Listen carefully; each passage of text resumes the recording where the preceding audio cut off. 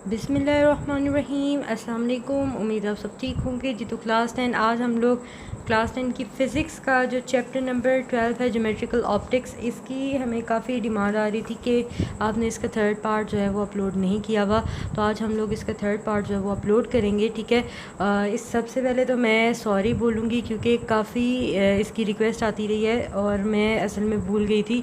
इसका जो next part है थोड़ा सा शफ़ल हो गए थे सारे चैप्टर, तो वो आज मैंने सारे सॉर्ट आउट किए हैं। तो इसलिए मैंने कहा चलें आज इंशाल्लाह ये बच्चों की जो डिमांड आ रही है इसका थर्ड पार्ट की, तो वो हम बना दें।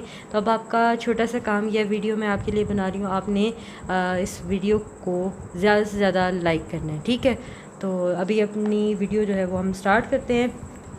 लास्ट टाइम जब मैंने मार्किंग करवाई थी तो वो मैंने करवाई थी आर्टिकल 12.10 तक, यानी image location by lens equation, ठीक है। तो आज हमारे पास जो ना टॉपिक है वो है जी एप्लीकेशंस ऑफ लेंसेज, यानी लेंस की हम लोगों ने देखना है कि लेंस को हम कहाँ कहाँ यूज़ करते हैं, ठीक है। और अब यहाँ पे बच्चे कहेंगे मैम आपने ये टॉपिक जो है ये तो इसमें कटिंग नहीं करवाई, यानी अब इसमें कटिंग मैं आपको तभी करवाऊँगी जब पॉसिबल होगी, अदरवाइज़ मैं आपकी कटिंग नहीं करवा सकती यहाँ पे, क्योंकि फिर जो है वो मार्क्स कटते हैं तो फिर जो है ना अच्छी बात नहीं होती, ठीक है। तो अभी मैं थोड़ा सा जूम कर देती हूँ ताकि आप इजीली देख सकें। तो हमारे पास है जी टॉपिक, अभी आपने फटाफट से निशान लगा के जो है वो वीडियो बंद नहीं कर देनी।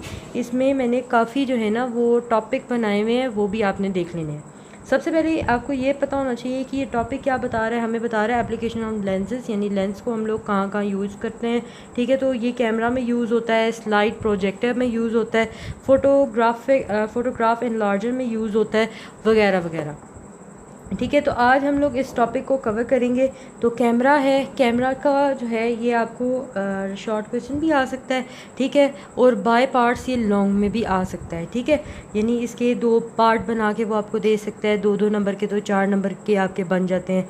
तो इस तरह से आप ना इसको हर लिहाज से आपने इसको याद करना है। तो देखें जी हमारे पास यहाँ से लेके a simple camera consist of light proof box, इसके लिए आपने हेडिंग कैमरा की देनी है। यहाँ से लेके a simple camera consist of light proof box से लेके दी फिल्म तक आपने जो है कैमरा की हेडिंग के साथ लिखना है। उसके बाद आपने हेडिंग लिखनी है इसकी वर्किंग, यानी आपने बताना है कि आए ये काम कैसे करता है। तो ये आपने इन सिंपल लेंस कैमरा से लेकर इस फॉर्म तक जो है वो वर्किंग की हेडिंग के साथ लिखना है। तो कुल मिला के ये आपका पूरा जो है ना टॉपिक तैयार हो जाएगा, ठीक हो गया। इसके बाद हम लोग आते हैं जी अगले पार्ट के ऊपर, जो कि है स्लाइड प्रोजेक्टर। स्लाइड प्रोजेक्टर हम लोगों ने कितना याद करना है, थोड़ा सा मैं जूम कर देती हूँ, ठीक है, आपको इजीली नज़र आएगा। स्लाइड प्रोजेक्टर में आपने सबसे पहले हेडिंग जो है वो देनी है स्लाइड प्रोजेक्टर की।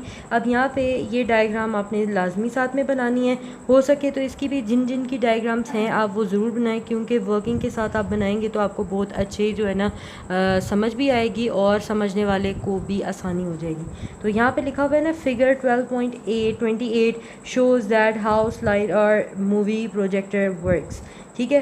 तो यहाँ पे आप ये फिगर, यहाँ आपने कहना है अबव, ऊपर बना रहे हैं तो अबव फिगर लिख लें, नीचे बना रहे हैं तो बिलो फिगर लिख लें, ठीक है।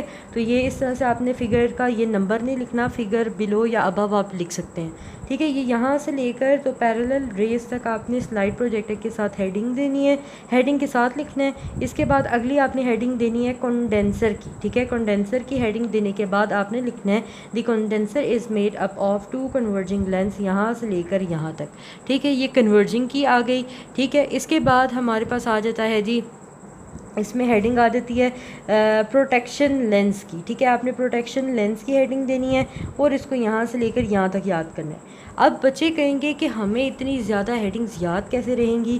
भाई आपने टेंशन नहीं लेनी। सबसे पहले तो स्लाइड प्रोजेक्टर, जब आपको बोला गया कि आप एक्सप्लेन करें या डिस्क्राइब करें स्लाइड प्रोजेक्टर को, तो आपने स्लाइड प्रोजेक्टर की हेडिंग दे दी। अब जब आप यहाँ पे कंडेंसर वाले हेडिंग पे पहुँचते तो यहाँ पे आपको कंडेंसर का वर्ड नज़र आ रहा है, तो आपने कंडेंसर को बताने के लिए आपने कंडेंसर की heading they the.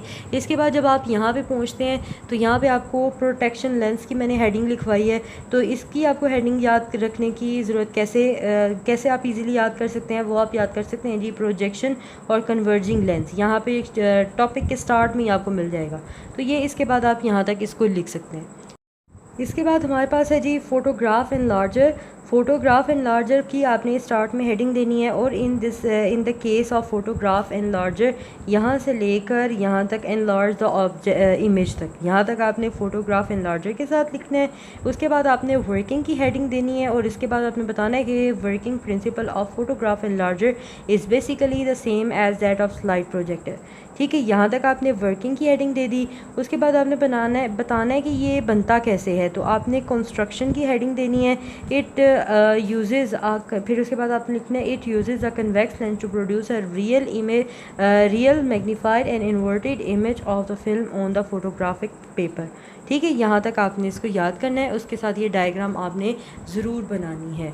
I hope कि आपको आज का टॉपिक बहुत अच्छे से समझ आया होगा, और वीडियो अच्छी लगी है तो वीडियो को लाइक करना मत भूलिएगा। अपने फ्रेंड्स के साथ भी शेयर करें अगर आपके लिए ये हेल्पफुल रही है। So keep learning, keep sharing. See you next video. Take care and अल्लाह हाफिज़।